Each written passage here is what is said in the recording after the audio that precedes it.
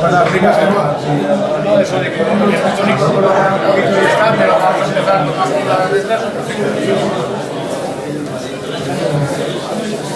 En este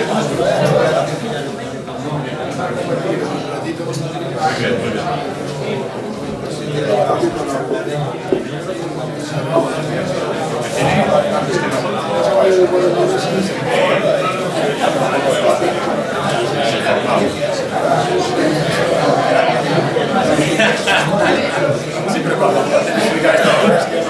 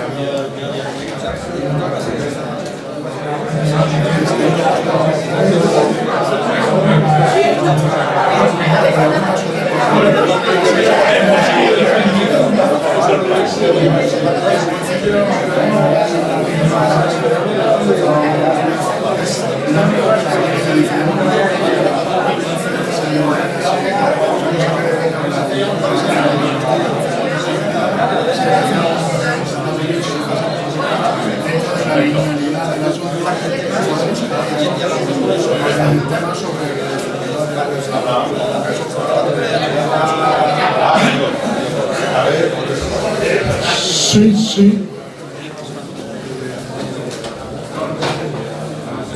buenos días. Hola. Bueno, yo no soy Ernesto Milán, como todo el mundo sabe, pero Ernesto Milán tiene una misión y está cumpliéndola perfectamente. Cuando aparezca, desapareceré yo, me sentaré en primera fila, porque la idea es hacer una mesa de debate que en principio va a ser sobre represión nacional tras la guerra, que con muy buen criterio se ha cambiado al nacimiento del neofascismo tras la guerra. Sobrará también que presente a Pedro Varela, sobrará que presente a José Luis Jerez, a los que damos las gracias, por supuesto, por estar aquí hoy acompañándonos con nosotros. Y bueno, yo soy moderador, espero intervenir lo menos posible, simplemente cuando los tiempos sean muy largos o la cosa insoportable. Por lo demás, los tres ponentes que actúen aquí tienen absoluta libertad de hacer y decir lo que quieran, y vosotros en el momento que empiece el turno de palabra. Esperamos que eso se haga medio ameno y entonces hay que empezar por el principio. Y ya le doy la palabra a José Luis Jerez con esto.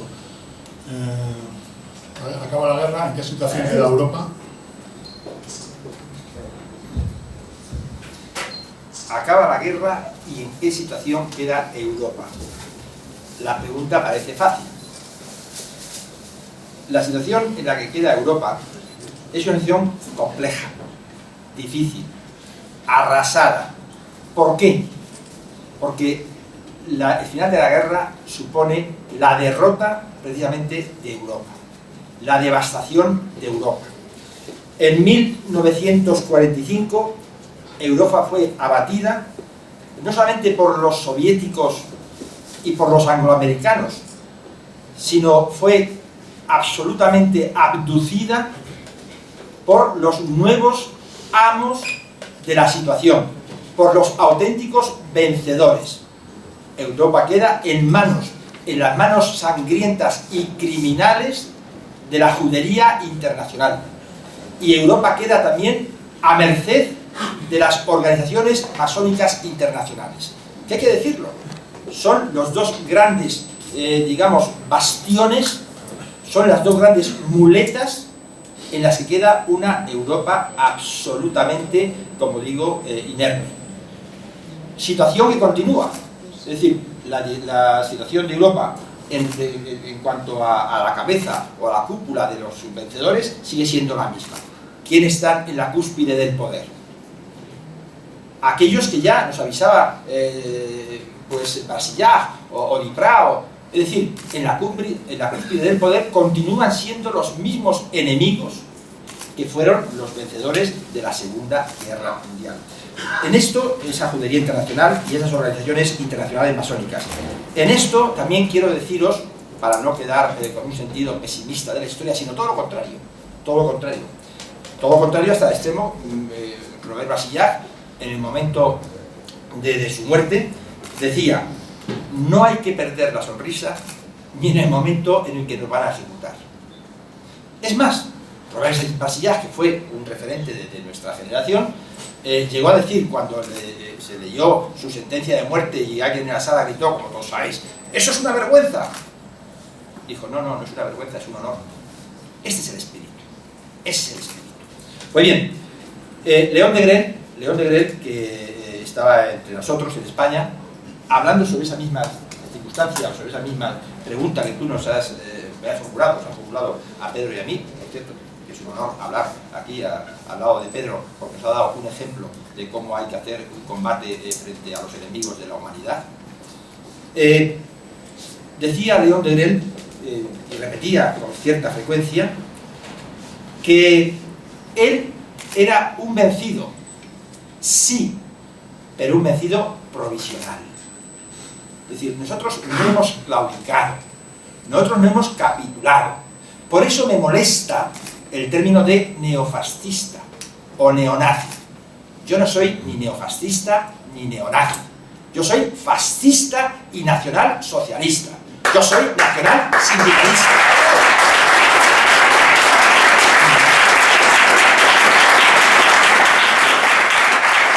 ¿Qué había que hacer después de esa situación caótica, después de ese volcán en erupción que fue, digamos, dejando su lava mortífera después de Europa, en la cual la persecución nos ha hecho, digamos, pues un cuadro perfectamente bien diseñado, Gabriele, hoy en su exposición previa? Pues evidentemente Europa era una carnicería, con el odio de siglos judaico y con el odio de los compases y las escuadras, asesinando a nuestros mejores camaradas. Esa fue la situación de Europa. O sea, Europa quedó no solamente destrozada, sino asesinada. Lo mejor de Europa cayó, y además, lo mejor es en el frente. Y los que no cayeron en el frente murieron acosados, perseguidos, cercados, digamos, arrasados hasta las últimas consecuencias. También quiero deciros que comprendieron los supervivientes una serie de cuestiones muy importantes. Primera, que sin riesgo no hay triunfo. ¿Por qué decían esto? Porque nunca hay que sentirse solo. Nunca hay que sentirse abandonado. Jamás. ¿Por qué digo esto?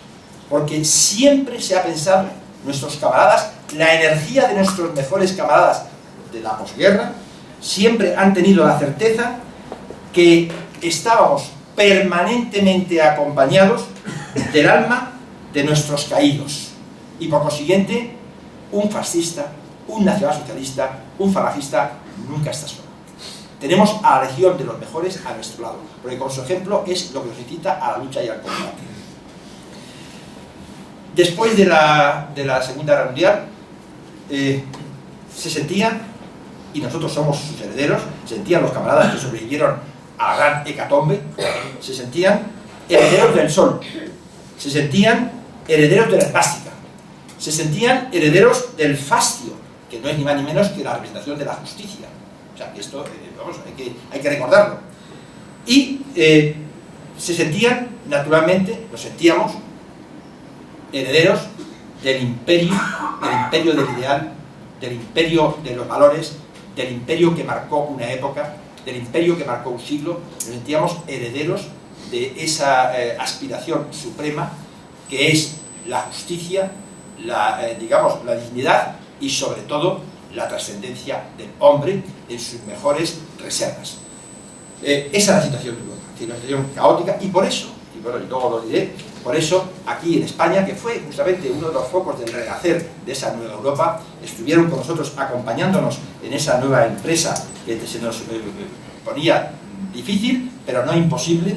Nos acompañaron Otto Skorzeny, hablando de instalación y de, digamos, la liberación del Duce, creo que tiene importancia. Nos acompañó León de Grel, nos acompañó Oriasima, Nicolai Rosca, el príncipe Sturza, Lugurich, Ante Pavelic, Paul Fantinen de Holanda, el capitán Walter Matthey, Luis Darquier, Esteban Darbas, Rufus, que tanto hizo porque surgiera uno de los movimientos más románticos, más nobles, más culturales y más excelsos que ha habido en la posguerra, como fue Cedade, Leo Negrelli, opositar a un héroe entre los héroes, Junio Valerio Borghesi. No sé si esto me pillará, vamos, tú sí que me oyes. Sí. Calculo que aunque José Luis ha dado una categoría repudiando, desvinculándose del neofascismo, sí que hay un punto de no retorno, un punto definitivo que es el final de la guerra. ¿En qué situación queda Europa Occidental, lo que conocemos como Europa Occidental, con respecto a la Europa ocupada por las tropas soviéticas? Por ejemplo, por buscarte un tema facilito. Bueno, la cuestión es conocida de todos, de los libros de la posguerra, ¿no? Pero la diferencia está en que en el este de Europa no había nada. O sea, después de la Guerra Mundial sí que hubo los Verwolf, gente que en los países bálticos prácticamente lucharon hasta los años 50 en los bosques, hasta el aniquilamiento total. En los países del este de Europa no fue posible una resistencia, no fue posible una falange, ni el MSI, ni fue posible el NPD, ni el Reichspartei en Alemania, ¿no? En el este de Europa el enemigo venció totalmente, militarmente, ideológicamente, biológicamente. La matanza, el auténtico holocausto de los cristianos del este fue biológico. Fueron 7 millones de ucranianos en el Holodomor solamente, ¿no? Se habla en cifras descomunales de 60 millones de víctimas cristianas del comunismo, ¿verdad? Todos los que eran pensantes, todos los que tenían propiedades, los campesinos, los que eran luchadores, ¿no? La Guardia de Hierro en Rumanía ya fue aniquilada previamente por la derecha de Antonescu, por la Lupescu, la amante judía del rey Carol también, que hizo asesinar a Codreanu, ¿no? Y luego los mismos alemanes, por tratados de Estado con Rumanía, los tuvieron que encerrar en campos de concentración. Y después de la guerra fueron ya definitivamente parridos, ¿no? Entonces, en Occidente, ¿cuándo fue posible la supervivencia de los que no fueron asesinados de inmediato? O sea, el mismo hecho de que León de Grel nos pasara el testigo a nosotros, o Arcan en Canadá pasara el testigo a Zundel, ¿no? O Christoffersen explicara a Manfred Röder lo que ocurrió realmente en Auschwitz, o que Lecce, por ejemplo, como nos ha explicado el camarada italiano, hiciera todo lo que hizo, fue posible porque aquí el dominio del enemigo todavía no era biológico, material y absoluto. Era cultural, era político, era jurídico, pero existía la posibilidad de una resistencia, y esa posibilidad la aprovechamos.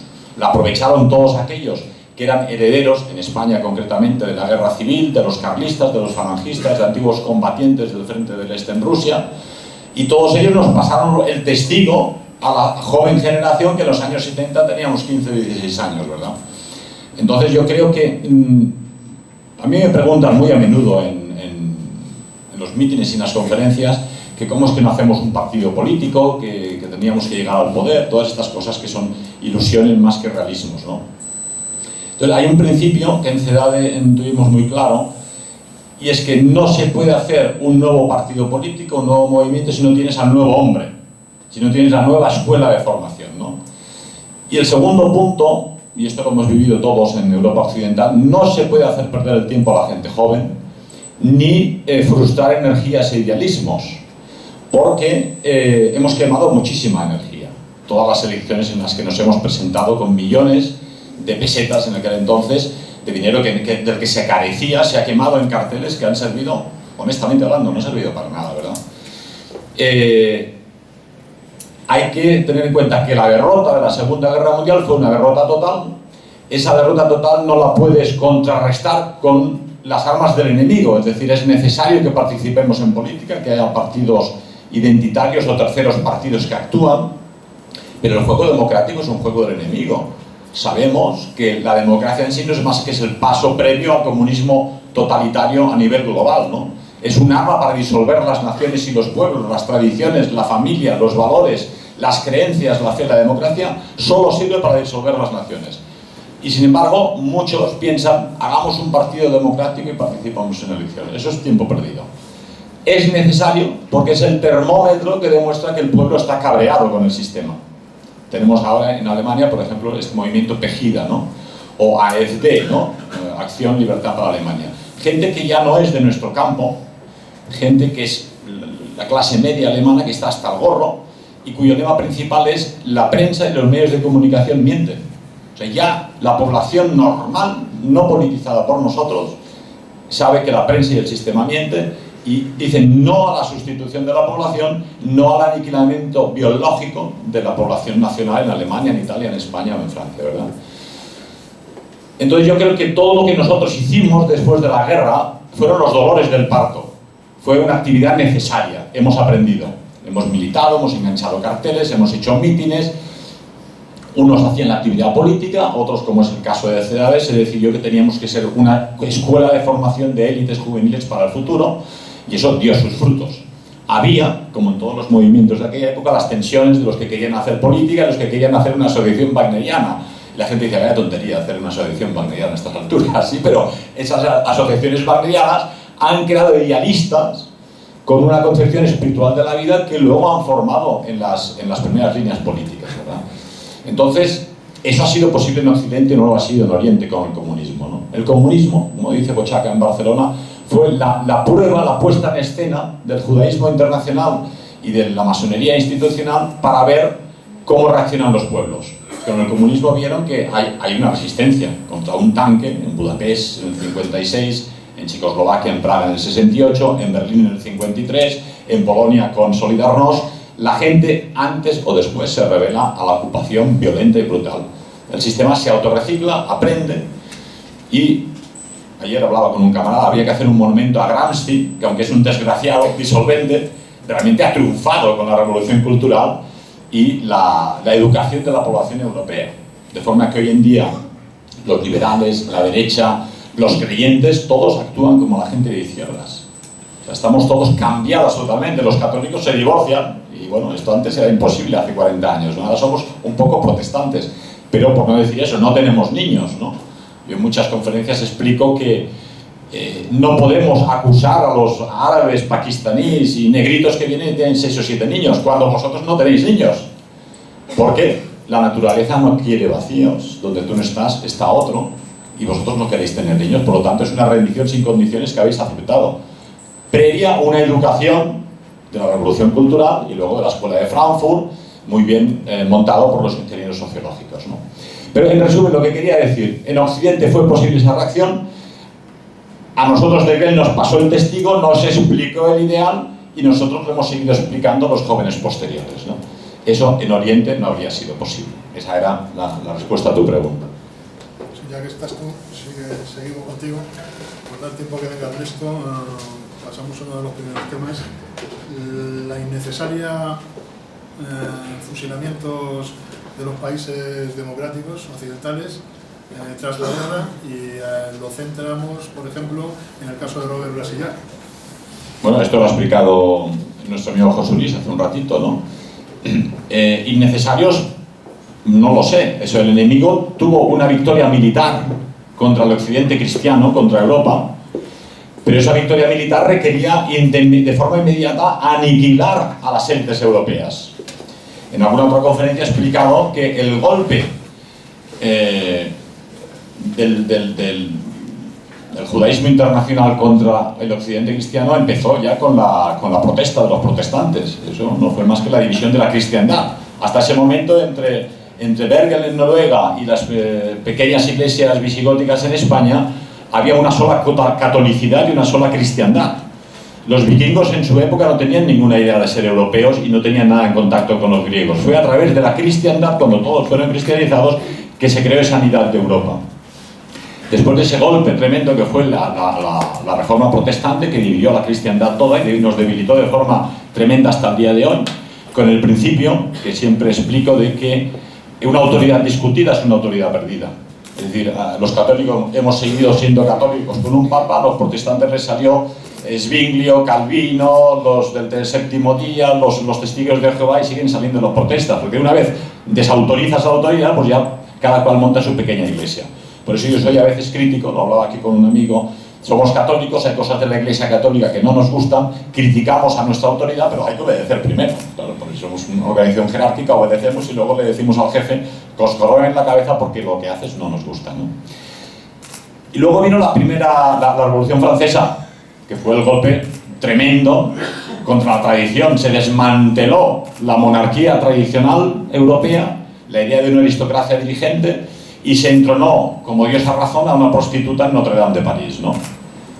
Eso fue una revolución tremenda y brutal que hasta el día de hoy estamos sufriendo en la democracia que vivimos, que es fruto de la Revolución Francesa.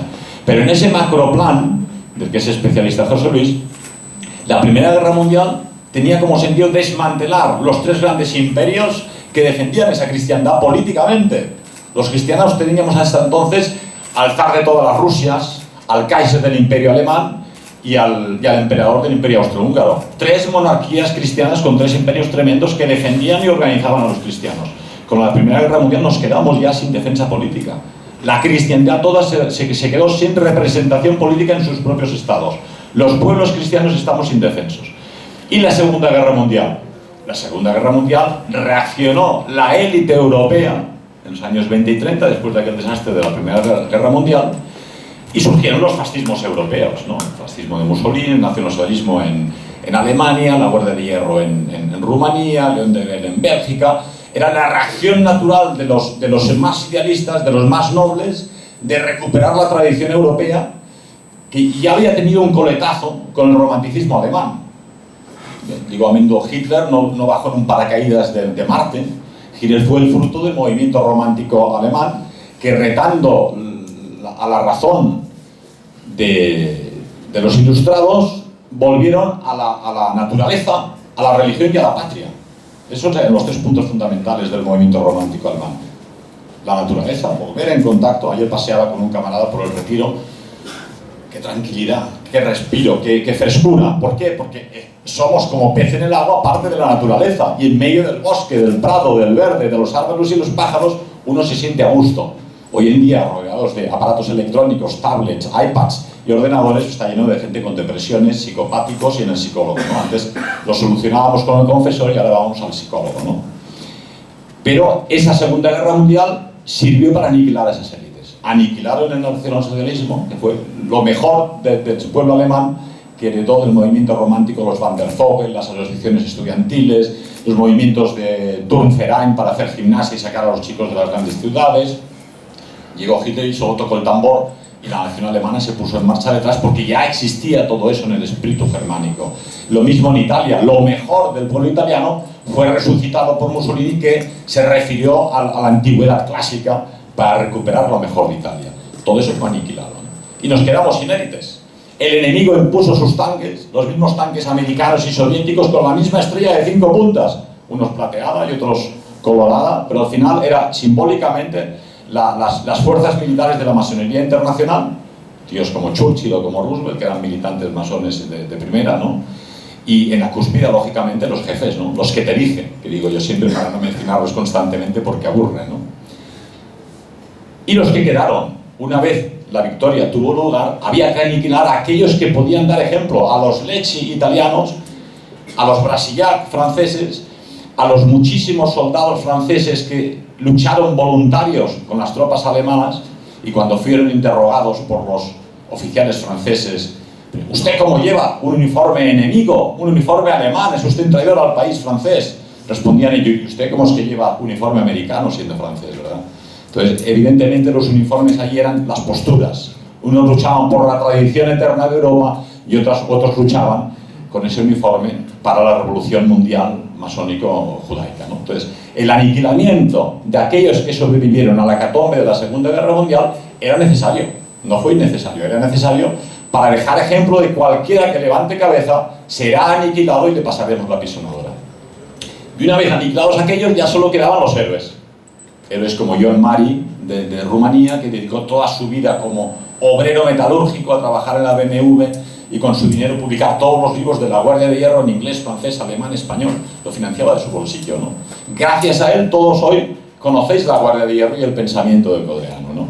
Héroes como León de Grell, que fue un héroe político y militar en el Frente del Este, pero luego con 80 años seguía dando mítines a los chicos de Barcelona, Madrid y otras ciudades españolas. Cuando no tenía necesidad, probablemente, y decía, bueno, yo ya he cumplido con mi deber, ¿no? Y ahora venimos nosotros, ahora hablaremos luego por la tarde de la ley del Bozal, somos los restos de esa cultura europea, de ese gran desmantelamiento de la cristiandad occidental que empezó con la protesta protestante, y somos los que vamos a aguantar, o no, dependiendo de todos los que estáis aquí presentes, esa apisonadora tremenda. Y yo acabo un poco esta breve intervención diciendo que serán vencidos, es decir, ese plan, ese macroplan de dominio mundial de un gobierno internacional, del nuevo orden, fracasará porque es contrario al ser humano. O sea, el ser humano no quiere ser ni dominado ideológicamente, ni dominado militarmente, ni convertirse en una pieza económica que paga impuestos y no interesa para nada, donde perdemos nuestra identidad, donde el cartero será negro, el policía será Afganistán, el que vende la verdura será de Marruecos, perderemos la solidaridad nacional y social, porque ya no solo perderás la confianza con el otro, al que no entiendes y no comprendes, sino con los tuyos propios, se pierde la unidad y la cohesión social. Y en ese panorama, nosotros tenemos que aguantar el asedio. Al final serán derrotados, pero hace falta empujar, poner el hombro para que sea verdad aquel dicho de Parker Yockey necesario a recordar, que contra el espíritu del heroísmo ninguna fuerza materialista puede prevalecer. Sí, siguiendo con el tema... Sí, siguiendo con el tema de Grasillac, que es digamos, la formulación de tu pregunta, decir que en Europa, después de la Segunda Guerra Mundial, se produjo un auténtico, genuino y verdadero exterminio, que fue el exterminio de nuestros camaradas. No ha habido otro exterminio, nada más que el provocado por los comunistas contra las poblaciones en las que ellos gobernaban, y el exterminio que se aplicó contra nuestros camaradas fascistas. No ha habido otro. Por mucho que se empeñen los dueños, los amos de la mentira, en tratar de lavar el cerebro de las gentes. No ha habido más exterminio programado, dirigido, planificado, que el de nuestros camaradas. Y Robert Basillac, que era tu pregunta de su muerte, sabéis que fue condenado a muerte en el año 1945, y el 6 de febrero de ese mismo año, en un fuerte, curiosamente, Montrouge, el Monte Rojo, o sea, es que además tenía el nombre adecuado para consumar el crimen, se mató al alma de un poeta, que representaba naturalmente pues esa poesía, ese nuevo orden, esa nueva generación, esas nuevas, digamos, entusiasmos que se habían fraguado en Europa. Robert Basillac tenía unos vínculos pues muy estrechos con España. Pensad que ya en 1936 publica en Francia, lo voy a decir por qué le mataron, por qué le asesinaron, dentro de esa planificación del exterminio. En 1936 ya publica en París un libro extraordinario con Henri Massis, que se llama Los cadetes del Alcázar. Es curioso, él viene a Toledo, él se fija en el Alcázar, él ve el ejemplo del Alcázar. Pensad siempre, y él lo aprende bien la lección, que aquel que resiste, triunfa. Aquel que resiste, vence. Porque las ideas son inmortales. Lo mismo que el movimiento social italiano era Mussolini siempre inmortal, las ideas no perecen. Pueden morir los hombres. De hecho, no queda nadie, digamos, al final de los tiempos. Pero las ideas no. Y por tanto, como digo, pues él se fija en ese espíritu de los cadetes del Alcázar, que es el primer libro que sale sobre el asedio de lo que fue la defensa del baluarte, la defensa del honor. Curiosamente, hoy estamos aquí reunidos cuando en España se conmemora el Día de las Fuerzas Armadas. Pues bien, hoy es nuestro día, no por ser fuerzas armadas que están al servicio mercenario de los judíos y de los masones. No. Hoy es el día, nuestro día, porque es el día de los guerreros. Y nosotros seguimos siendo, a pesar de los pesares, los guerreros de Europa. Por consiguiente, estamos celebrando no solamente esta primavera madrileña, sino que se ha producido precisamente en el Día de los Guerreros, en el día en el cual España pues conmemora la efemérides de las fuerzas nacionales de forma clandestina, supersticia, de forma más o menos oculta y tapada. 600 hombres van a desfilar en 10 minutos, rápido, para que no vean mucho. Mientras que nosotros orgullosamente nos sentimos y nos consideramos guerreros de Europa. Y por último, decir que fue asesinado en ese exterminio Robert Basillac porque él era un nacional revolucionario. Él era un hombre que decía, y lo decía alto y claro, que el amor y el coraje no están sujetos a proceso. Claro, ante eso no había más que una solución para darle a Robert Basillac, porque él era un hombre que entendió bien dónde estaba el enemigo, dónde había que apuntar y contra quién había que apuntar. Son de Robert Basillac las, digamos, expresiones que el mundo está gobernado por poderes internacionales que son sus dominadores. Y señalaba y lo decía con nombres y apellidos: judaísmo y masonería.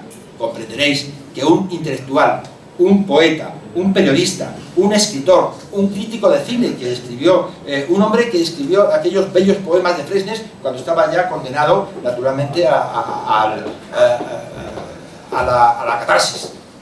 Pues bien, en aquellos momentos se tenía que eliminar a la inteligencia y se quería matar a la poesía. Por eso, si ellos han tenido el odio y la venganza como arma, nuestro arma, como decía José Antonio, es la poesía. Por eso murió Basillac.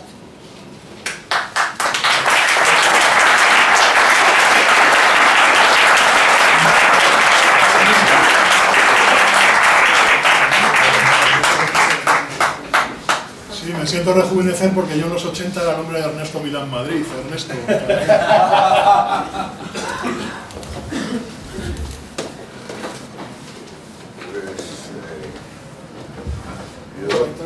Yo lamento mucho acabar de llegar, pero y no saber de qué va muy bien esto. Y tampoco tener muy claro de qué hay que hablar. Si no me equivoco, pero además nada, o sea, nada claro. ¿Qué va de neofascismo? ¿De represión? Bien. Por lo que he oído cuando hemos llegado, José Luis estaba hablando de uno de nuestros clásicos, que es Robert Basillac. Algunos tenemos con Basillac una doble deuda. La primera, porque, vamos a ver, es que me dicen que me siente, no me puedo sentar porque si me siento la barriga no me deja hablar. Está saliendo guillotinado. Entonces, tampoco os perdéis nada. Además lo hemos traído corriendo, lo hemos traído haciendo puppy y le cuesta un poquito la recuperación. Yo personalmente me siento muy ligado a Robert Basillac por dos motivos. Primero, porque era catalán. Y eso siempre tira. Fijaos si tira, que hay gente que es soberanista y todo. Y segundo, porque estuvimos en la misma prisión. Lo que pasa es que con 40 y tantos años de diferencia en Fresnes. Claro, cuando se dice que estuvimos en la misma prisión, esto ya implica que hay algo de represión, que ahí hubo algo de represión. La generación nuestra realmente en España es muy diferente de la que ejerció actividad política en otros países. Cuando yo me he tenido que ir a buscar a Mario al aeropuerto, lamentablemente me he perdido el final de la conferencia del señor Recisi, del abogado Recisi, que nos ha pintado un cuadro que algunos conocíamos muy bien, el cuadro de la represión que hubo en Italia contra el fascismo y el neofascismo en los años 40, 50, 60, 70 y yo creo que hasta primer tercio de los 80. Frente a esto, nosotros en España, que ya hacíamos actividad política, pues realmente no podemos hablar de mucha represión. O sea, yo creo que los más malos que ha habido en España éramos la gente del Frente de la Juventud, y la represión de la que fuimos objeto fue la normal. Es decir, si tú intentas desafiar al sistema, si tú intentas desafiar al régimen, si tú intentas desarticular, desestabilizar el orden desaprensivo, el orden establecido, obviamente, ese orden desaprensivo responde y se defiende. ¿Se defiende cómo? Con la represión. Es decir, no tuvimos aquí en España, y concretamente la gente del Frente de la Juventud, nada más que el resultado de nuestra acción y de nuestra voluntad inquebrantable de derribar al sistema, de derribar al régimen que en aquellos momentos, a partir de la Constitución de 1978, se iniciaba. Así como la izquierda siempre ha alardeado siempre ha tenido a gala el explicar que nos han torturado. Te han pegado un grito, no te han torturado. Es que nos han torturado, es que no te han dado el bocadillo de la tarde, pero es que no te hayan... Algunos podemos decir que hemos recibido más palos que una estera en nuestro periodo de detención, y quiero hablar no solo por mí, sino por otros camaradas que veo aquí, antiguos del Frente de la Juventud, que efectivamente, que en aquel momento, a principios de los 80, ser detenido, pues también implicaba que te trataban con cierta, no precisamente con deferencia, sino todo lo contrario, especialmente si lo que pensabas, si ocupabas un cargo de dirección dentro del Frente. Nosotros no somos ni de los que lloran a sus muertos, ni de los que se recrean eternamente hablando del pasado, ni de la represión que hemos sufrido.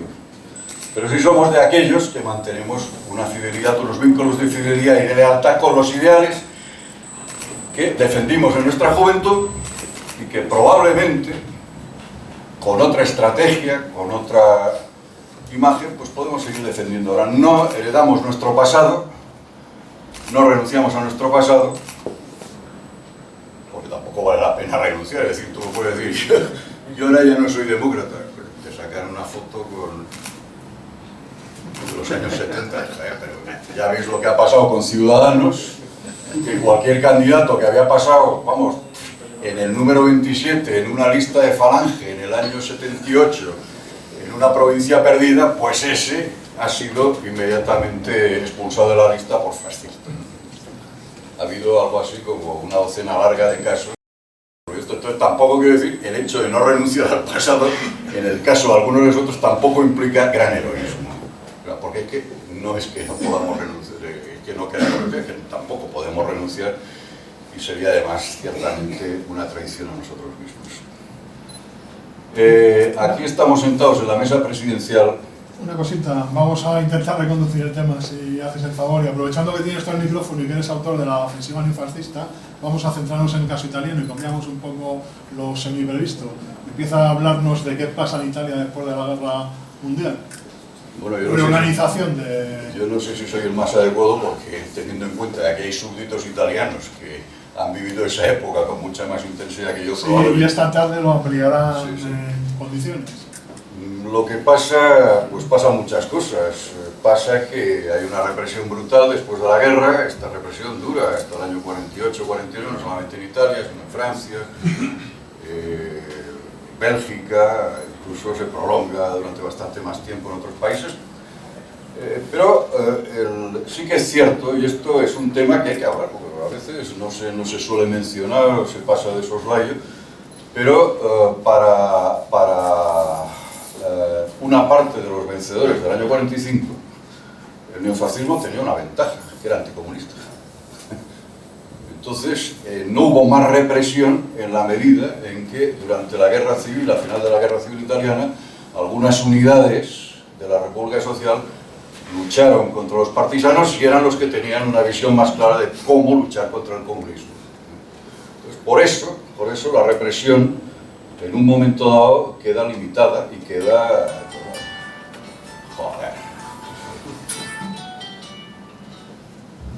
queda limitada. Pero sí que es cierto que ya en la clandestinidad, cuando los aliados ocupan Roma, se forman los primeros núcleos del movimiento social italiano, primeros núcleos neofascistas, El abogado Lechisi antes nos ha hablado, por lo menos, la parte que he podido oír, hablaba de algo de esto.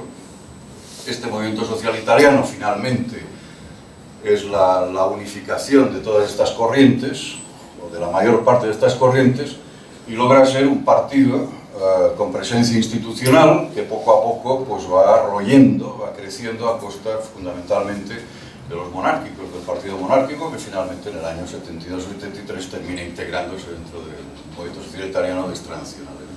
Pero también es cierto que este partido, dado que existía en su interior una permanente polémica interna entre aquellos que eran partidarios de una política de derecha, de forzar gobiernos de derecha junto a la democracia cristiana, mientras que había otro sector, digamos, más revolucionarista, más fiel a los ideales históricos de la República Social Italiana, pues este partido había ido generando, con el paso de los años, en los años 50, en los años 60, distintas escisiones, que fue lo que se configuró a lo largo de los 60 como grupos extraparlamentarios, lo que se llamaba, entre comillas, grupos extraparlamentarios, que fundamentalmente eran dos: la Vanguardia Nacional y el Movimiento Ordine Nuevo. Eso lo tratamos un poco después. José Luis, si quieres añadir algo al tema italiano.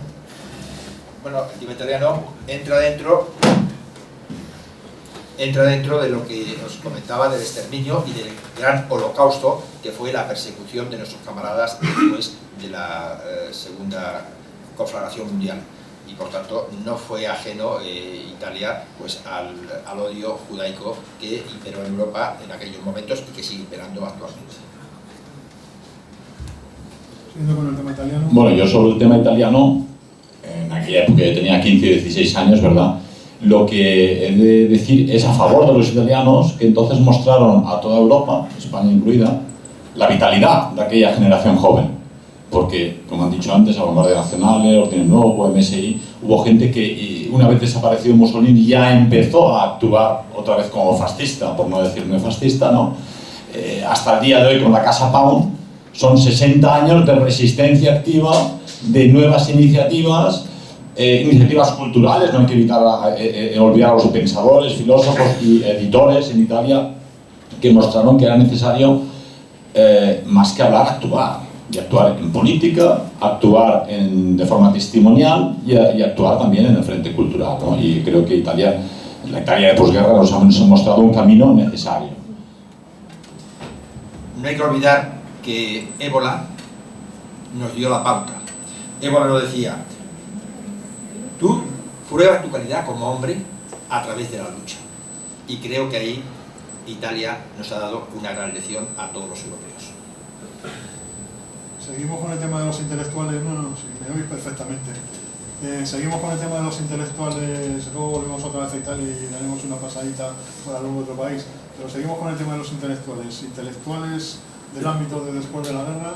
Y repregunta que me hago yo a mí mismo, la influencia que tiene en España. Sobre España también intentaremos incidir y concretar. Bueno, en España yo creo que los intelectuales, lo que se dice intelectuales, mucho peso, lo que se dice mucho peso, pues como que no. O sea, sinceramente, ¿para qué nos vamos a engañar? Este es un país especial. Ahora, sí que es cierto que cuando algunos de nosotros, concretamente aquí estamos dos personas, en los años finales de los 60, principios de los 70, pues habíamos contactado con muchos camaradas italianos que venían exiliados y que por tanto traían, por ellos era inevitable tener conversaciones de tipo doctrinal, ¿no?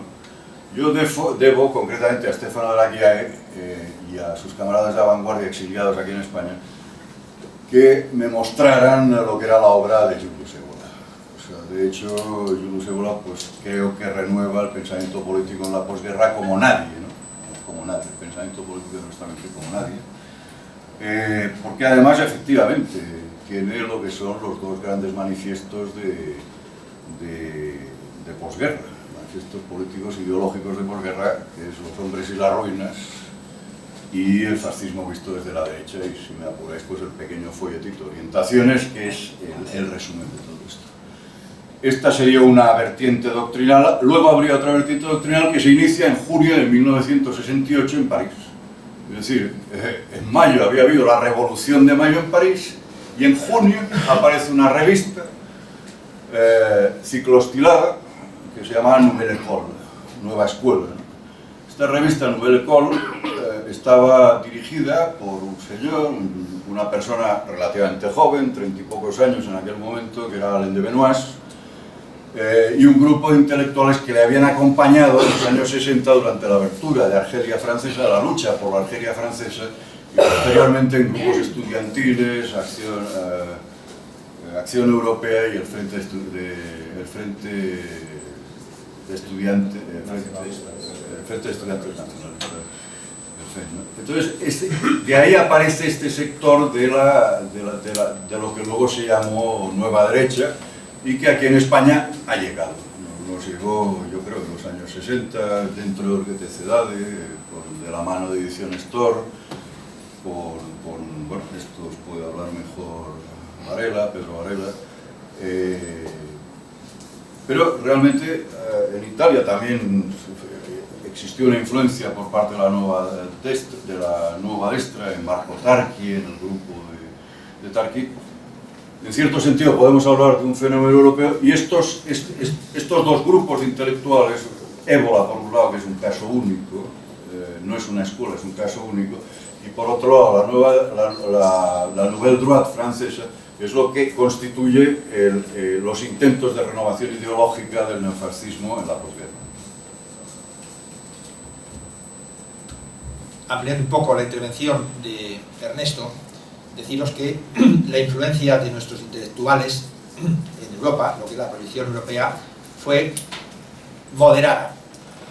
Y en esto decir una cuestión que a mí siempre me ha llamado mucho la atención. Quizá, hablando un poco del tema español o de la circunstancia española, alguno de vosotros, en alguna ocasión, en algún momento, os podéis haber preguntado, bueno, ¿y por qué Calvo Sotelo, cuya estatua está aquí en la Plaza de Castilla, no fue admitido en Falange Española? ¿Alguno lo sabéis?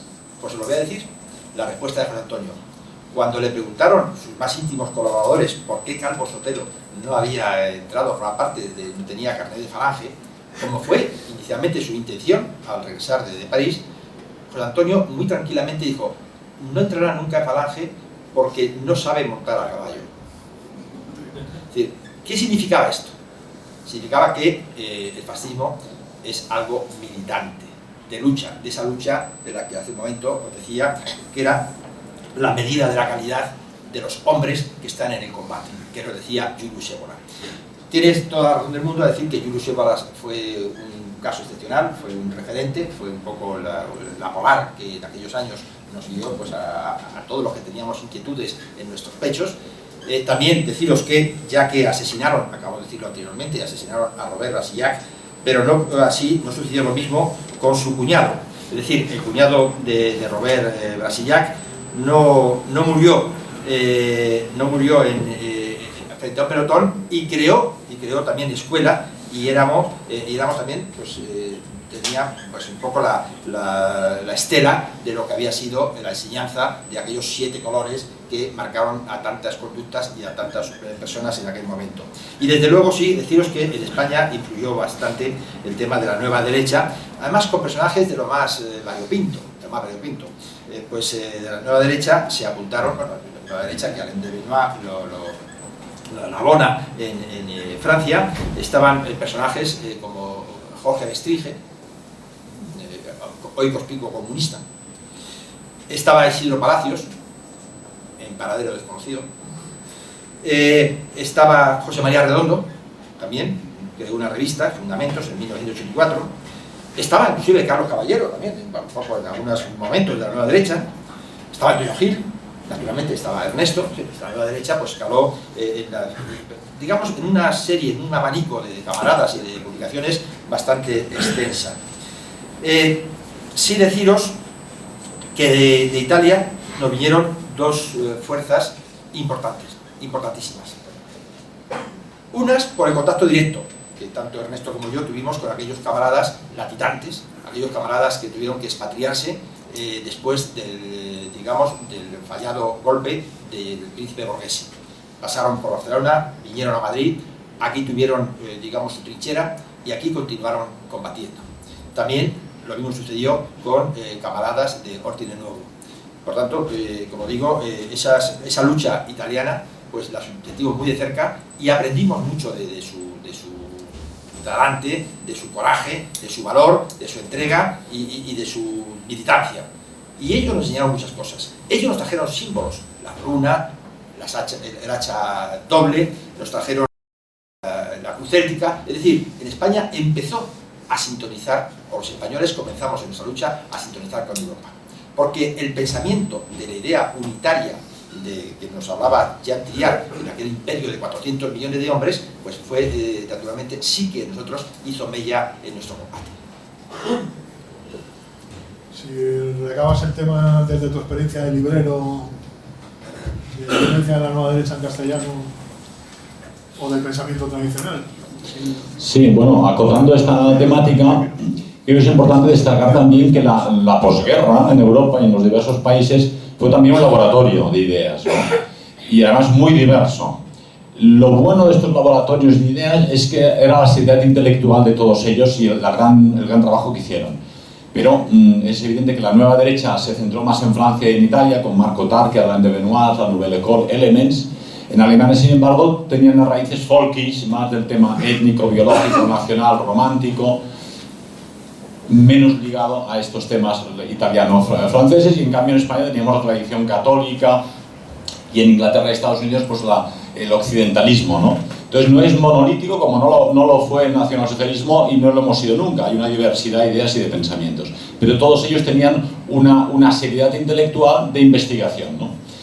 No hay que esconder que efectivamente había las disputas paganos-cristianos, por ejemplo. El paganismo en España nunca había habido, no había existido desde la época de los íberos, pero sin embargo la gente que defendía el paganismo lo hacía con argumentos y con razones y con motivaciones y con una seriedad intelectual cultural de alguna forma, ¿no? Pero no era monolítico, ¿no? Y en ese ambiente yo puedo hablar de lo que conocí como chaval joven dentro de CEDADE, y era la decisión a ultranza de CEDADE de formar un centro cultural de difusión. Hoy en día, afortunadamente, aquí tenemos 5 o 6 editoriales, hay una veintena en España que editan libros. En aquella época no había nada, ¿no? Entonces, en CEDADE la misión era publicar libros con el pensamiento nuestro. Y como no había dinero, había que imprimirlos con estas manos y con las máquinas, ¿no? Físicamente, ¿no? Entonces, en los años 70 y en los 80, pues prácticamente la labor de difusión cultural fue la que llevó a cabo CEDADE, dejando al margen el mundo católico o falangista, digamos, ¿no? Y esa labor tuvo sus frutos en que hoy en día hay editores que han seguido con esa labor que es fundamental, ¿no?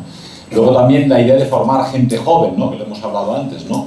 Era fundamental hacer cursillos de formación, llevar a los jóvenes. Me decía alguien, yo te recuerdo en los años 70, iba por el Valle de Arán y apareciste con un grupo de 30 o 40 chavales con uniformes y banderas, ¿no? Bueno, pues eso es lo que había que hacer, sacar a los chicos de las grandes ciudades y llevarlos a la montaña, a cantar y a marchar, porque no es necesario a menudo tanto discutir juntos, sino cantar y marchar juntos. Eso une realmente a la juventud, ¿verdad? Y eso había que hacerlo también. Muchos nos criticaban, hay que luchar por el poder, presentarse a las elecciones, llegar al gobierno, y digo, bueno, sí, si puedes, vale, pero por si no puedes y por si la cosa no funciona, hay que preparar a la próxima generación, ¿no? Entonces la misión que se puso CEDADE en aquella época era crear una élite juvenil, formación cultural, edición de textos, ¿no? Lógicamente nosotros éramos organización testimonial nacionalsocialista, los textos que editábamos recuperaban el ideal nacionalsocialista. Pero también fuimos de los primeros en editar el pensamiento tradicional. No se escapa, claro, pues, habéis mencionado a Isidro Juan Palacios, mencionó también a Antonio Medrano, un gran intelectual tradicionalista aquí que tenéis en Madrid, muy discreto, pero que hace una labor importante con sus libros.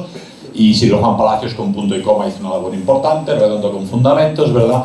Y en Barcelona tuvimos a José Manuel, que con Ediciones Store publicó toda una colección dentro del laberinto, donde publicó todo el pensamiento antisistema, nueva derecha, tradicionalista, rumano, lo que podáis imaginaros, libros muy bien publicados, muy bien hechos para aquella época y que llegaban a las grandes distribuciones y a las librerías. Esto en el empaque además de una revista de música clásica única en nuestro género y en nuestro campo, que nadie ha llevado a cabo, ¿no? Y que duró decenios realmente. Esta labor es encomiable y se llevó a cabo gracias a personas individuales con su esfuerzo personal, lo que demuestra que cada persona que hace algo avanza y vence en ese terreno, ¿no? Entonces, lo que hemos hecho no se puede considerar derrota, sino siembra. Han sido los dolores del parto y ha sido una siembra de futuro. Hoy en día tenemos pensamiento y además, afortunadamente, el sistema de alguna forma nos ha puesto todos en la misma esquina. Yo recuerdo en los 70, en la época de CEDADE, que hablábamos de la cuestión racial, y vamos, los falangistas nos decían, va de reto, ¿dónde vas con esto? ¿No? Porque tenemos un negro que es falangista, y digo, pues esto le honra, ¿no? Pero y hay falangistas en Guinea Ecuatorial y tenemos gente, nosotros la raza no nos importa, porque en Sudamérica, y bueno, eso no discute lo uno contra lo otro. Acabo de volver de México y hay mexicanos estupendísimos, camaradas y militantes de todo orden, siendo una nación y una identidad nueva. Pero el sistema nos ha llevado a que ahora todo el mundo entiende la cuestión étnica, porque la invasión de 60 millones de inmigrantes, más los millares que llegan cada mes a Lampedusa o a Gibraltar o a donde sea, ¿no?, ha puesto a la gente entre el ser y no ser de nuestra propia identidad. Entonces no es un racismo negativa, sino la positiva. Quiero conservar mi identidad. Ahora los tradicionalistas, los requetés, los católicos, los falangistas, los de izquierdas que no son tontos, entienden, es que aquí está en juego nuestra propia identidad, ¿verdad? Entonces lo que CEDADE decía en los 70 ahora es realidad. Y cuando entonces hablábamos del judaísmo, que lo hacía José Luis y dos o tres atrevidos, y nosotros publicábamos el judaísmo al descubierto de Eisenmenger, estas cosas, decíamos, ¿dónde vas con estos temas, no? Pero la realidad ha superado la ficción. Sabemos todos que la alta financia internacional, que ha arruinado a Grecia, a Occidente, y ha enviado miles de millones a Israel y han desaparecido, y ahora los estamos pagando todos nosotros, es la financia internacional judía. No lo digo yo, lo dicen ellos, ¿no? Desde Goldman Sachs, a Salomon Brothers, Lehman Brothers, la Warburg, la Reserva Federal. Entonces, lo que decía CEDADE en los 70 es real. Y eran estos dos temas, la cuestión racial y la cuestión judía, ¿no? Y luego la necesidad de una revolución cultural para prepararnos para el futuro y la formación juvenil. Eso sigue siendo fundamental, los 4 puntos, por lo tanto la labor que se hizo fue positiva. Tuvimos una vida de 20 o 30 años activa hasta que se disolvió la organización, pero ha quedado las personas que siguen en activo en otros sectores del frente. Sí, pues por ejemplo, volver al tema donde le cortaba Ernesto, Orden de Nuevo, Vanguardia Nacional, que entrelazamos con el anticomunismo primario o incluso el anticomunismo de los servicios.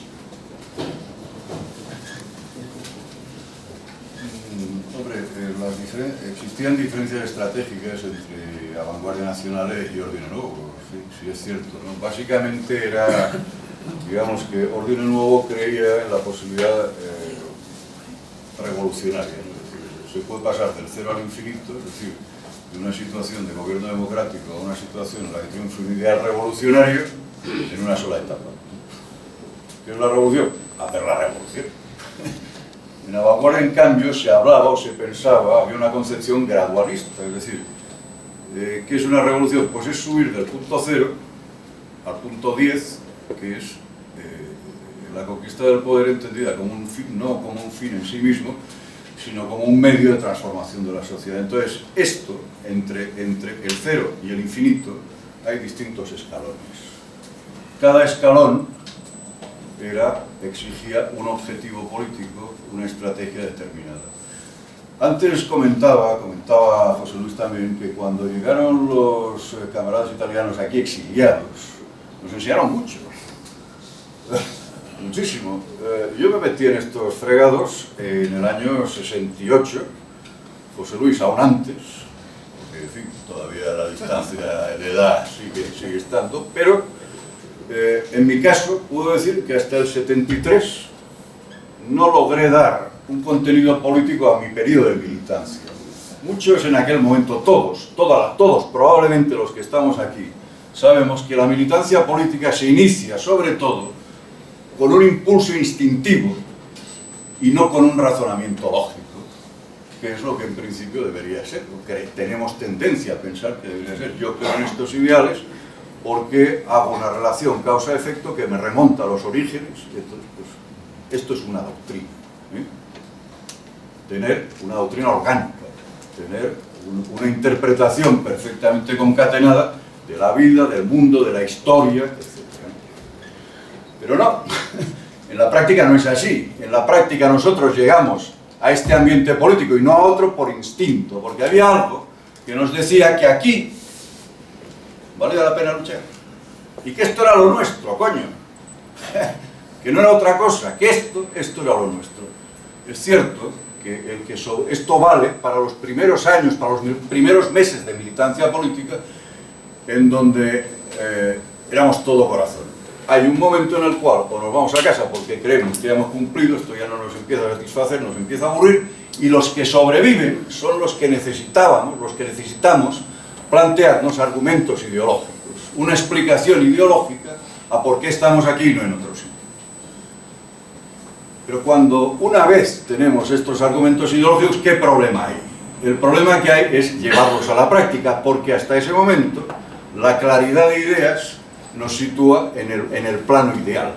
Pero la política es algo que se desarrolla en el plano real, en el plano contingente.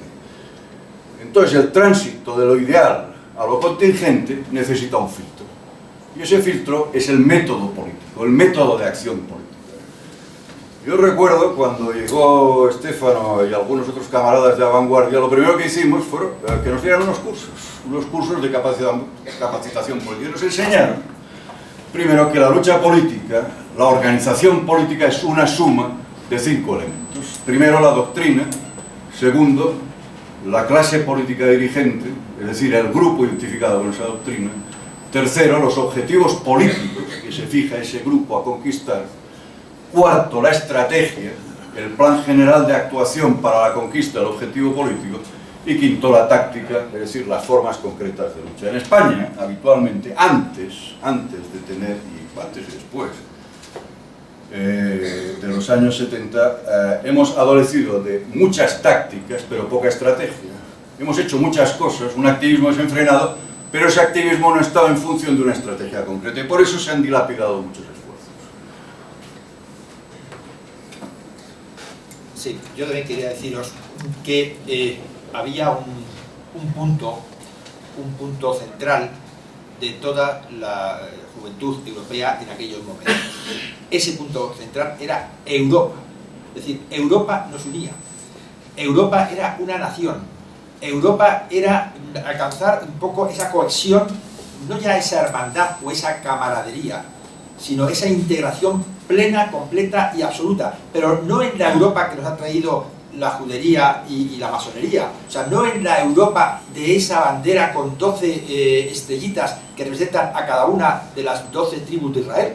Es decir, no, esa no es la Europa que queremos, no es la Europa de esos mercaderes, de esos intermediarios, de esos corruptos, no es la Europa de esas crisis, luchamos por Europa. Es decir, consideramos en España sobre todo, y además eso fue una de las cosas que nos trajeron de Centro Europa y de Italia y de Francia y de Bélgica, pues, Europa.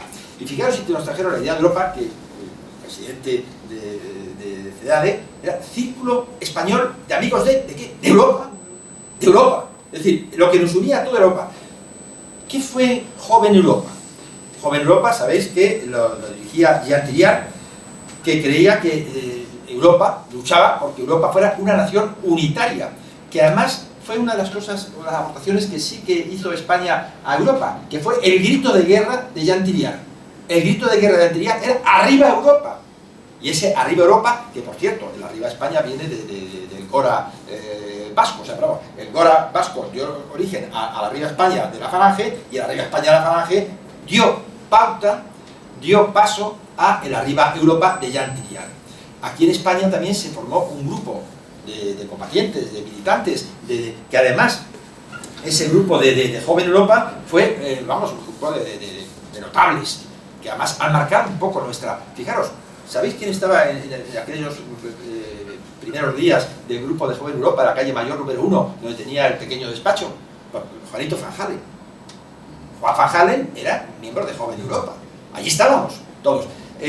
Y además, digo que era un grupo de notables porque todos los que pasaron por Joven Europa, os puedo decir que allí estaba Antonio Méndez García, que era presidente de Madrid, os hablo de Madrid. Antonio Méndez García fue después, ha llegado a ser vicepresidente del Real Madrid. O sea, que decir que no era, ahí estaba un periodista también que se hizo famoso por las crónicas que mandaba del extranjero, que era Vicente Talón, que firmaba entonces como Talonescu, porque estaba muy vinculado a la Guardia de Hierro Rumana, es decir, todo. Estaba Servando Balaguer Parreño, también, el yerno de León de Grel.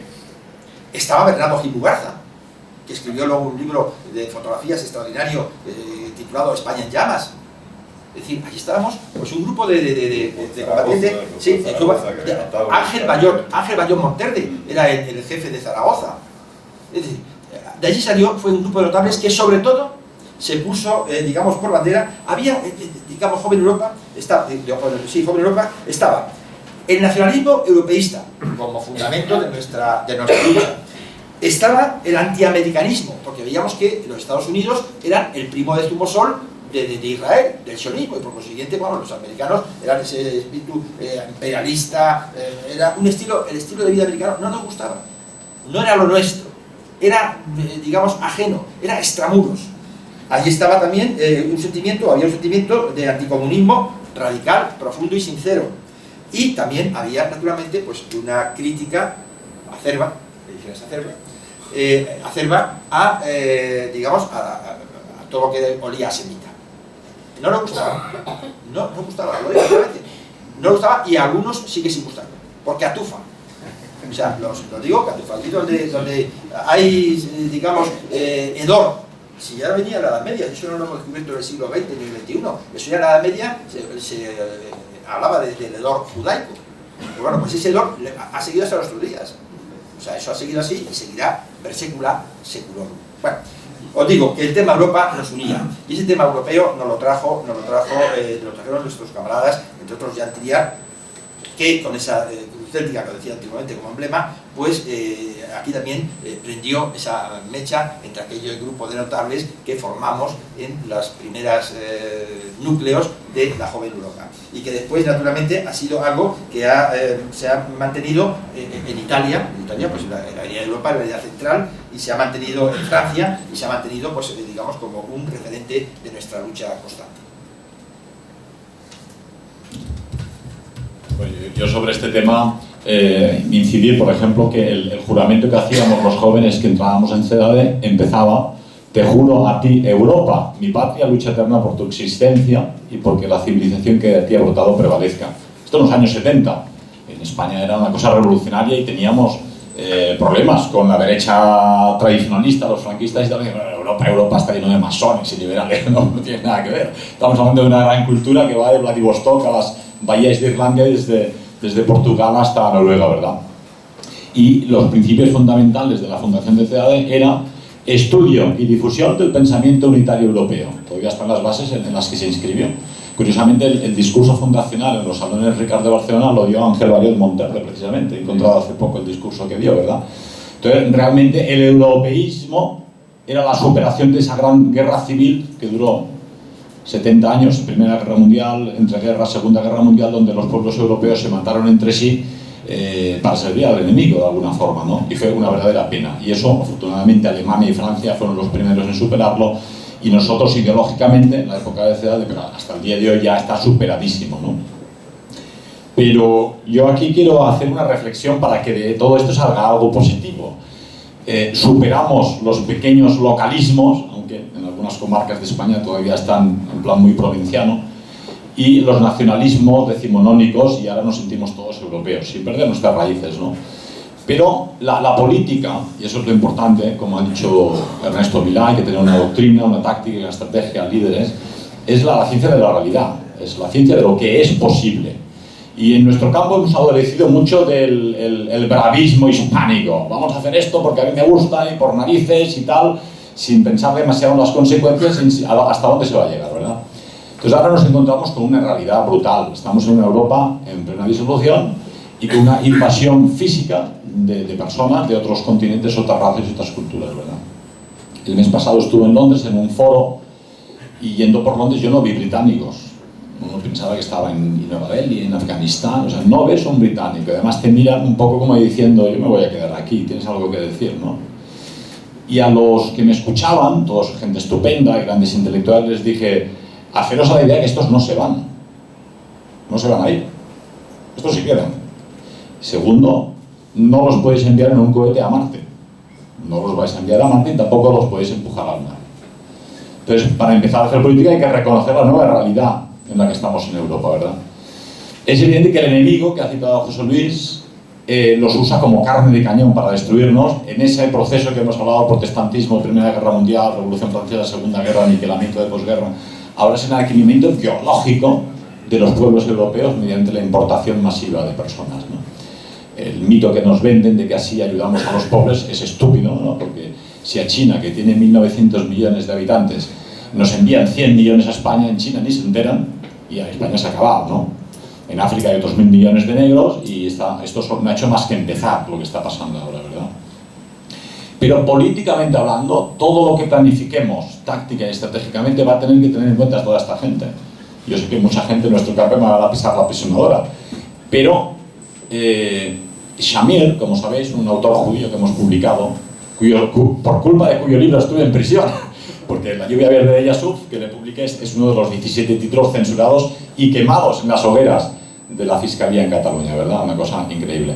Su traductora, María Pumier, una castrista de extrema izquierda, defensora de Cuba, pero ha llegado a nosotros a través del revisionismo. Shamir mismo, un judío, nieto de un rabino de Tiberíades, un hombre del Partido Socialista, locutor de la radio israelí, pero se convirtió al cristianismo y él ha llegado a la conclusión de que o denunciamos y ponemos en evidencia el problema de los judíos o ellos acabarán con el mundo y con la naturaleza. Esto me lo ha dicho ayer, ¿no? En cualquier caso, este hombre de izquierda ha dicho: Pedro, el problema es que ahora hay que unir a la izquierda y a la derecha contra Mamón. La idea es genial. Yo estoy totalmente de acuerdo. El problema es que, claro, la izquierda, si fuera inteligente, ya no sería de izquierdas. Ocurriría como con Pío Moa, que se ha convertido en hombre del grapo, ¿no? Pero yo estoy abierto a eso. O sea, que Pío Moa ha dado conferencias en estos foros, y yo me encantaría invitarle a que venga a hablar a Libre Europa, nunca hemos tenido problemas, ¿no? O invitar a Shamir, ¿no? Entonces realmente yo creo que si hay gente inteligente en la izquierda, antes o después tendrán que llegar a nuestros postulados porque son los verdaderos y los eternos, ¿no? Y nosotros hemos de estar abiertos a esa colaboración, porque ahora ya es una lucha a vida o muerte de los pueblos europeos, ¿no? Pero ahora voy más lejos. Esto lo hablaba ayer con César, que nos paseaba por Madrid, y decía: ¿y qué hacemos con toda esta gente? Digo, pues sencillamente, hacerlos aliados nuestros. Tú no puedes enfrentarte ahora a los 60, 70 millones de inmigrantes que hay en Europa. Ya lo hacen los partidos democráticos, que quieren su voto, ¿eh? Les dan prebendas sociales para que algún día les voten, ¿no?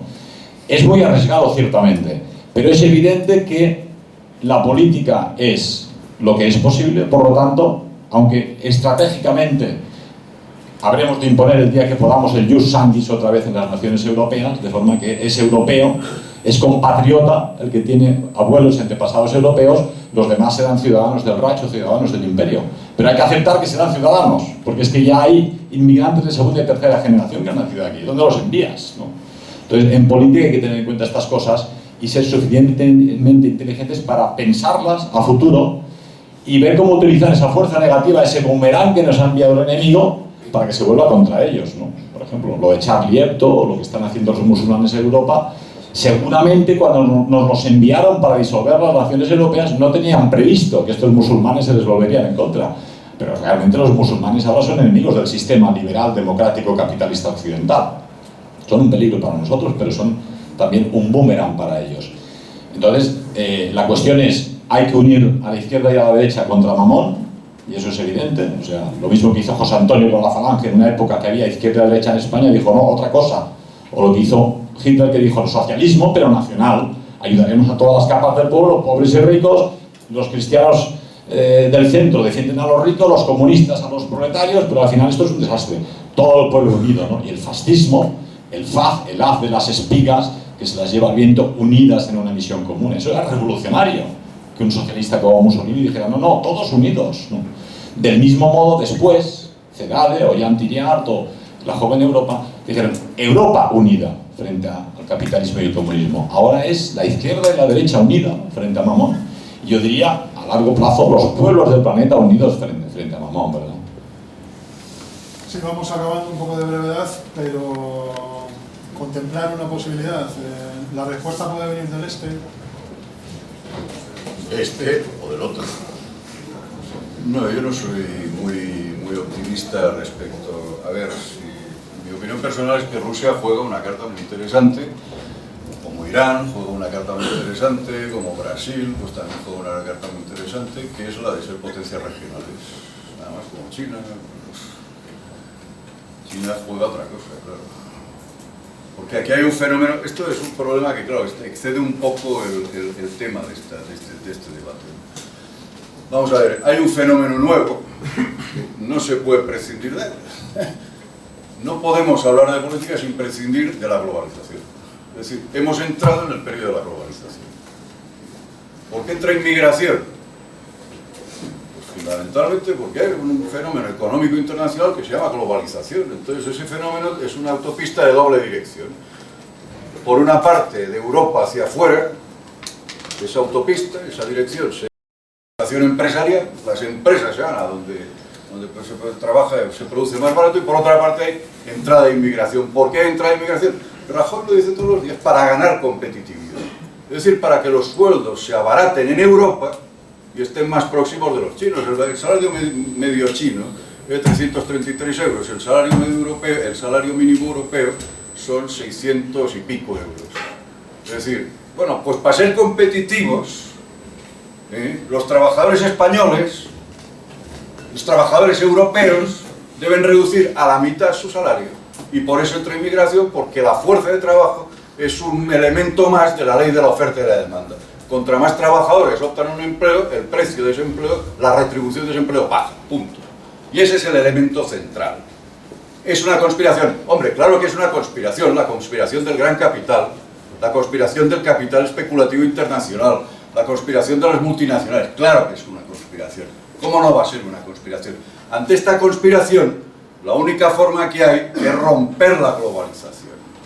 Si no se rompe la globalización, y la única forma es mediante la doctrina de los grandes espacios económicos, etcétera, etcétera, que no es el tema de esta charla. Si no se rompe la globalización, no hay nada a hacer, por una parte. Por otra parte, hay un elemento esencial en la inmigración, que es el Islam. Algunos de los que estamos aquí sentados en los años 80, en los años 70, finales de los 70 y principios de los 80, ya teníamos contactos con elementos palestinos, con elementos iraníes. Cuando la revolución iraní, Congreso del Frente de la Juventud, tomó la palabra un estudiante iraní cuando los estudiantes iraníes tenían ocupada la embajada norteamericana en Teherán. Es decir, que a nosotros no se nos puede reprochar el que fuéramos antiislámicos en principio. Pero claro, el problema es que el Islam lo tenemos aquí ahora. Y el Islam no es el Islam que nos pinta Ébola, este Islam que ve en cada fiel islamista un teólogo, casi un teólogo especializado en la doctrina coránica, sino es un fanático que cree en una superstición llegada del desierto. Y este es el problema, que en ciudades como Salt, un arrabal de Gerona, hay un 70% de inmigración islámica. Y este 70% de inmigración islámica lo que quiere es imponer leyes islámicas ahí. De la misma forma que en Francia hay 2000 barrios en toda Francia en donde el Estado republicano ya no existe. Se llaman zonas de non-droit, en donde no hay ni legislación laboral, ni recaudación fiscal, tampoco entra la policía. ¿Para qué va a entrar? ¿Para organizar una guerra civil? Este es el problema. Los que estamos sentados aquí, creo que nunca hemos militado en la misma organización. Tiene gracia. Nunca hemos militado en la misma organización. Pero, y con esto quisiera acabar, pero nuestra generación tiene algo que creo que sería interesante que las generaciones que habéis venido posteriormente retuvierais. Que tampoco nos hemos apuñalado entre nosotros. Y que aun militando en distintos grupos, siempre se ha mantenido un grado de amistad, de cordialidad, de buenas relaciones, que no hacía necesario el entrar en difusión de rumores, en maledicencias, en calumnias, en puñaladas por la espalda. Y este elemento es muy importante, porque probablemente los que estamos sentados aquí, ni entonces ni ahora pensemos exactamente igual, pero sí nos reconocemos en la misma familia de pensamiento. Y esto, sobre todo para los que sois más jóvenes, creo que vale la pena. Bueno, tengo que rectificarte. Broche. Tengo que rectificarte, Ernesto, con gran alegría de mi corazón, por decirte que yo he sido militante de CEADE. Con carné, vamos, con carné firmado por Jorge Mota. Y además decirte que no solamente es que me haya identificado sino que además he escrito en la revista de primeros números, fui su distribuidor cuando la revista hacía Ciclostil, yo era el que distribuía los 15 ejemplares que llegaban a Madrid de la revista Cedade a Ciclostil. El que lo llevaba a casa de los potenciales camaradas era un muchachito rubio, con mucho pelo. Ese era yo, o sea, no es que veis ahora, yo era aquel. Bueno, pero que decir que sí, claro, que te rectifico eso, porque sí que hemos militado, yo en Cedade, éxito. Pero hemos militado en Fuerza Nueva Y también. hemos militado en Fuerza Nueva, sí, hemos militado en Fuerza Nueva, y estábamos es decir, que no es que no hayamos estado, hemos estado allá donde se requería la presencia de la lucha y del combate, en las mismas trincheras, eso es cierto, pero vamos, digo. Sí quería deciros, para arrebatar un poco el tema de Cedade, deciros dos cosas. Me siento muy orgulloso de que fue justamente, Cedade fue una creación de los camaradas de Falange Española de las Homs. Los primeros falangistas, los que hicieron Cedade, o sea, Cedade sin el concurso, sin la aportación, sin la idea, sin el ingenio de Falange Española, nunca hubiera sido una realidad. ¿Por qué digo esto? Porque, mirad, allí estaba el presidente de Cedade, el primer presidente fue Ángel Ricote Sumaya. El número 3 falangista del distrito octavo, creo que era, Cedade fue el resultante de los camaradas de la centuria del distrito octavo de Barcelona. Allí estaba, naturalmente, Julio Garduño, que era de Aragonés. En Cedade, claro, evidentemente, eso sorprendió. O sea, todo lo que había, los primeros camaradas de Cedade fueron todos ellos falangistas. Y se eligió como jefe de la juventud a un jovencísimo Jorge Mota, que después de ahí salió naturalmente pues la dinamización y aportó nuevos valores, aportó nuevo ímpetu, aportó nuevas cosas. Pero vamos, también lo quería dejar claro para que veáis que Falange pues, ha conseguido o ha logrado aportar su granito de arena en la edificación de esa Europa unitaria y comunitaria, que nosotros sí queremos en el sentido de la comunidad. El tema y también por puntualizar en la última intervención, decirte que el tema del Islam ha sido tocado y abordado muchas veces por Cedade también y por los grupos nuestros. Nosotros también teníamos un punto de mira que era el Gran Muftí de Jerusalén y sus SS que lucharon en la Segunda Guerra Mundial, y después también naturalmente el pensamiento de Ébola, que nos orientaba sobre cómo era la aportación del Islam a Europa. En Madrid se ha citado aquí a un camarada extraordinario, que es Antonio Medrano, que en el año 1974, el 22 de diciembre, pronunciaba una magnífica conferencia que después fue editada, que se llamaba en el Círculo Mercantil, donde tenía el ojo de Antonio Primo Rivera, que se llamaba El Islam y Europa, que ha sido hasta ahora insuperable. Desde el punto de vista de la dialéctica y del contenido, insuperable. Y deciros también que en Cedade, pues, hay que decir sobre todo un hombre extraordinario, que para todos nosotros, desde lo que leíamos en Juan Pérez, que Juan Pérez fue una revista también que influyó muchísimo en la formación de los núcleos patrióticos aquí en España, es naturalmente nuestro camarada Antonio Llorens Borràs. Y quiero hacer mención de Joaquín Bochaca. Joaquín Bochaca es un ejemplo de lucha, de ideas claras, de combate. Y no desviaros, porque sí, en el Islam, o cierto grupo del Islam, o cierta secta del Islam pueden representar un peligro o un choque para nuestra concepción del mundo.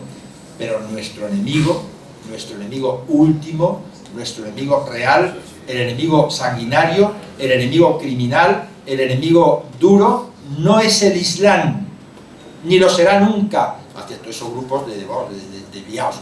Nuestro enemigo común es el judaísmo y el sionismo internacional. Bueno, simplemente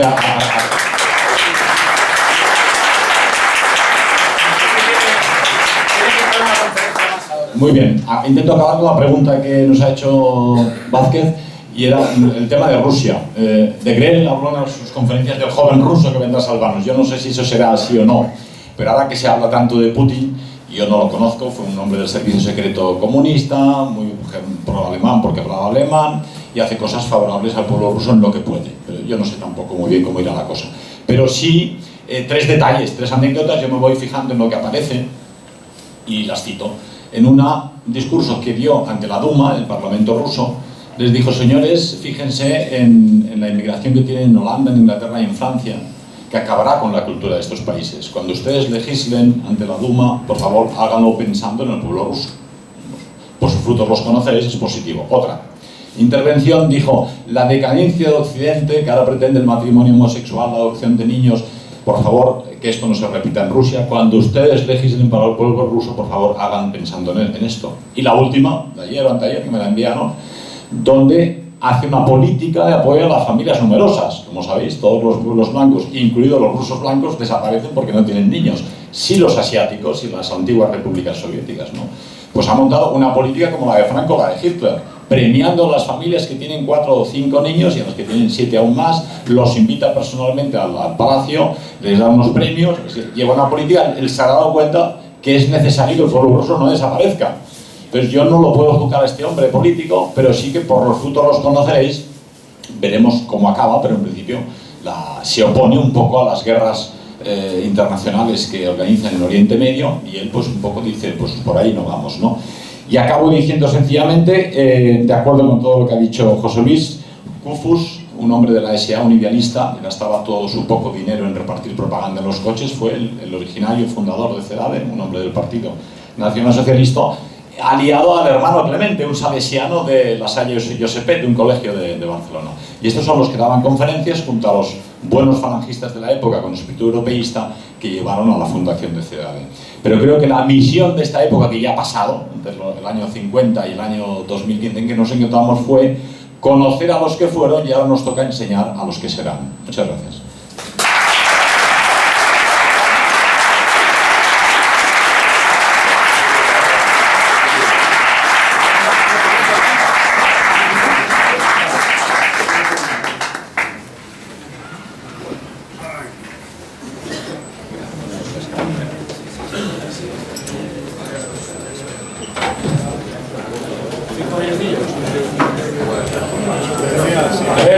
Os dejamos 5 minutos para que estiréis un poquito las piernas si queréis, echéis un cigarro y enseguida empezará Gustavo con su conferencia sobre el Islam, muy interesante.